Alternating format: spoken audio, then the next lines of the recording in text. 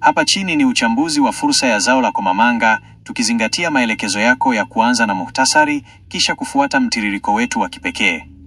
Muhtasari wa fursa, executive summary. Komamanga ni zao la kimkakati lenye thamani kubwa sokoni kutokana na uhitaji mkubwa wa viwanda vya madawa, vipodozi na vyakula vya lishe. Kwa uwekezaji mdogo wa ardhi, mti mmoja unaweza kuzalisha matunda kati ya 100 hadi 200 kwa msimu, huku soko la ndani na nje likiwa na njaa ya tunda hili. Ongezeko la thamani kupitia juisi, mafuta ya mbegu na unga wa maganda linaweza kuongeza faida ya mkulima kwa zaidi ya 400%, likiwa ni zao linalovumilia ukame na magonjwa. Mwangaza wa fursa. Mada: komamanga, almasi nyekundu ya shambani. Mtangazaji: Mr. Data. Kauli mbiu: namba hazidanganyi, ni muda tu. Utangulizi wa fursa. Watu wengi huuona mkomamanga kama mti wa mapambo au tunda gumu la kuliwa, lakini kwenye kipindi cha mwangaza wa fursa, sisi tunaona almasi nyekundu. Huu ni mti ambao kila tone la tunda lake ni hazina ya kiafya na kiuchumi. Leo tunaupasua mkomamanga ndani ya chaneli ya mwangaza wa fursa ili kuona jinsi gani tunda hili lililosheheni mbegu nyekundu linavyoweza kusheheni mamilioni ya fedha kwenye mfuko wako. Profaili ya mmea na uwekezaji wa muda. Mkomamanga ni mmea wa kipekee unaostahimili mazingira magumu na ukame. Unachukua kati ya miaka 3 hadi 4 kuanza kutoa matunda ya kibiashara.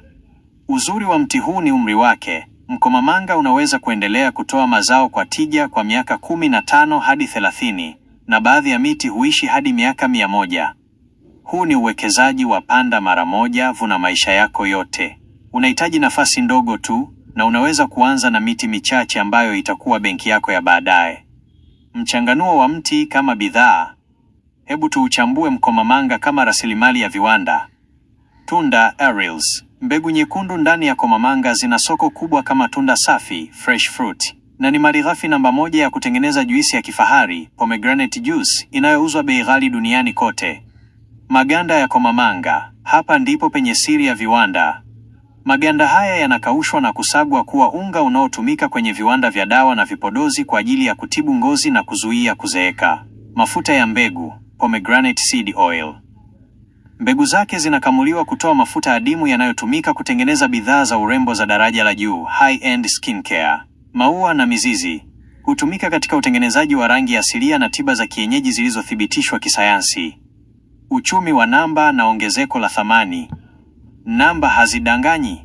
Ukiuza komamanga moja sokoni kama tunda, unapata kiasi fulani, lakini ukichukua matunda hayo hayo na kutoa mbegu Aerials na kuzifungasha kwenye vifungashio vya kisasa, thamani inaongezeka mara 2.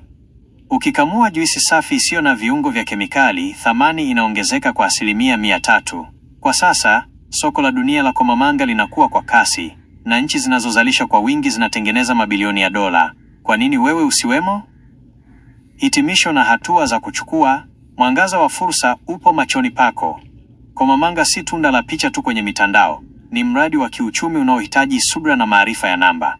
Ni muda wa kuangalia miche ya komamanga kama hisa unazozipanda ardhini. Kama umependa uchambuzi huu wa almasi nyekundu, tafadhali bonyeza alama ya like kuisapoti chaneli yetu ya mwangaza wa fursa, na usisahau kusubscribe hapa The Data on Elimika.